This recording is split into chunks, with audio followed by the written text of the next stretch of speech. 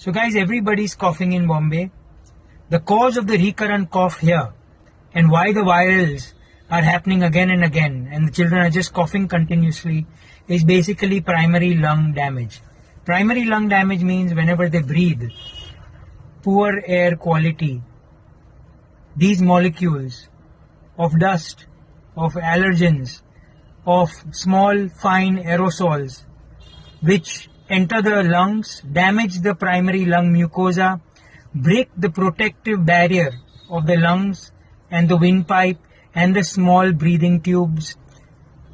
The body reacts to it with high histamine release, either causing allergic cough, which doesn't go for months on end, requiring inhalers or nebulizers, or breaks the primary barrier. So the simple virus which normally would have not caused so much trouble is now causing pneumonias, now spreading faster, now causing 106, 105 fevers, starting from the throat to the ears, to the upper chest, lower chest, lungs. Everything keeps getting affected primarily because of lung damage due to poor air quality. That's the reason.